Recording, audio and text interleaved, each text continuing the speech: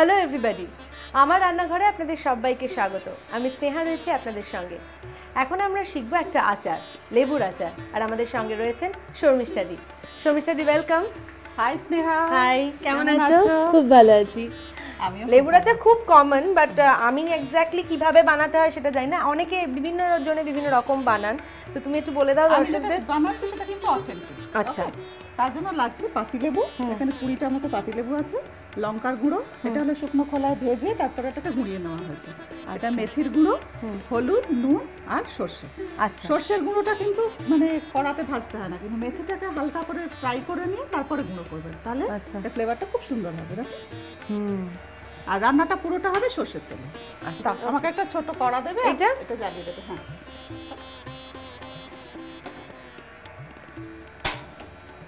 আগেকার দিনে কি হতো, বড় বড় পাতিলেবু গাছ থাকতো লোকেদের, আর প্রতিদিনই 20-25টা করে লেবু পড়তো। হ্যাঁ, তাই জন্য কোনো অসুবিধাই হতো না। এটা প্রিজার্ভ করবে না, পচে গেলে ফেলে দিতে হবে। তৈরি করে রেখে দাও সারা বছর। রোদে দেওয়ার, ওই রোদে আচার রেখে খাওয়াটা একটা ভীষণ, মানে আমি তো খুব টক ভালোবাসি, তাই জন্য আমার টিস্যু পেপার দেবো, টিস্যু পেপার নাও।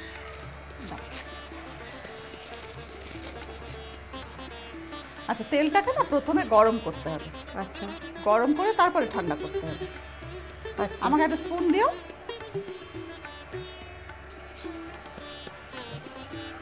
আর আচার রাখতে হয় জানো তো বটলে, মানে বয়ামে। হ্যাঁ, সেটা কিভাবে করতে হয়, স্টেরিলাইজ করতে হয় জানো? প্রথমে জল টকবক করে ফুটবে, অফ করে দেবে, তার মধ্যে বটলটা ডোবাবে। খুব একদম গরমে ডোবালে তো ফেটে যাবে। আস্তে করে ডোবাবে, ডুবিয়ে ওটাকে তুলে নিয়ে কিন্তু আর কাঁচা জল দিয়ে ধোবে না, ওটাকে সানলাইটে দিয়ে দেবে, আপনি আপ শুকিয়ে যাবে। আচ্ছা আচ্ছা, এবার গরম হয়ে গেছে, অফ করে দিলাম। ওকে, দিলাম আমি। এবার বলো কি লাগবে, আমি দিচ্ছি। ড্রাই সরষের গুঁড়ো 1 টিস্পুন, আর তারপর সল্ট, নুন 1 চা চামচ, লঙ্কার গুঁড়ো 1.5 চা চামচ, ঝাল ঝাল হবে একদম। আর মেথির গুঁড়ো 1/2 টিস্পুন,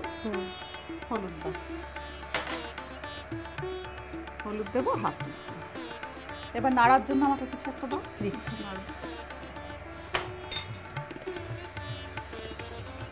হ্যাঁ, না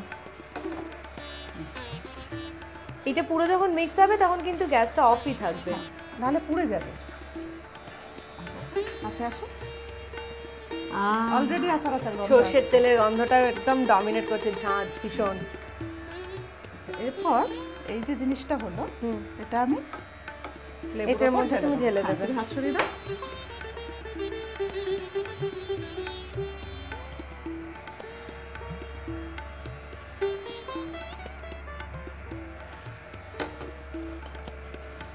আচ্ছা, তাহলে রাখো।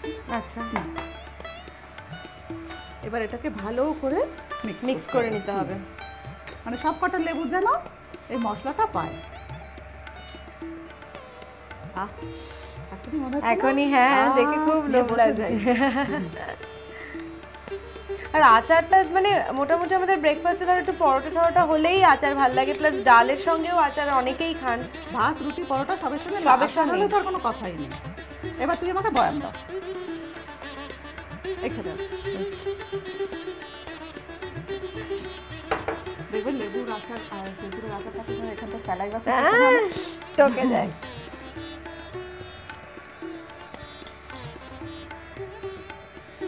আমার তো যে কোনো মিষ্টি আচার বা মিক্সড আচারের থেকে লেবুর আচার বা আমের আচার টক একদম খুব ভালো লাগে। এটা তো একদমই টক হলো, মিষ্টি নেই কোনো রকম।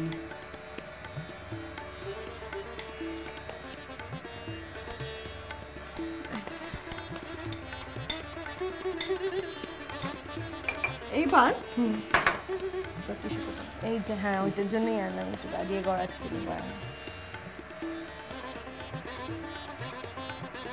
আরো একটু টিস্যু। এবার তোমাকে ওপর থেকে তেল দিতে হবে, বাকিটা কাঁচা তেল, যেন একটা লেবু বাইরে না থাকে, মানে সবকটা যেন লেবু তেলের ভেতর ডুবে থাকে। ওকে, আচ্ছা। এই তেলটা তো নিশ্চয়ই বেশ খানিকটা টেনেও নেবে।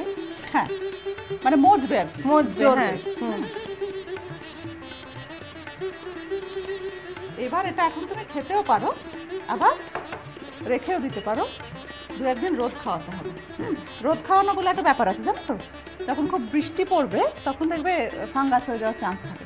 তারপরে যখন গরম রোদটা উঠবে, মানে খুব কড়া রোদ উঠবে, তখন এটাকে একটুখানি ঝাঁকিয়ে নিয়ে রোদে সারাদিনের জন্য ফেলে রেখে দাও। আচ্ছা, তাহলে ওই ব্যাপারটা টেনে, মশলাটা টেনেও নেবে, মজবে খুব অনেকক্ষণ ধরে, তাহলে টেস্টটা আরো ভালো হবে। টেস্টটা ভালো হবে। আর লেবুর এই রংটা তো থাকবে না, না, লেবুর এই রংটা fade হয়ে ধীরে ধীরে যাবে। ফেড হয়ে যায়। হ্যাঁ, আর লেবুগুলো আরো নরম হয়ে যাবে, সফট হয়ে যাবে, সফট হয়ে যাবে।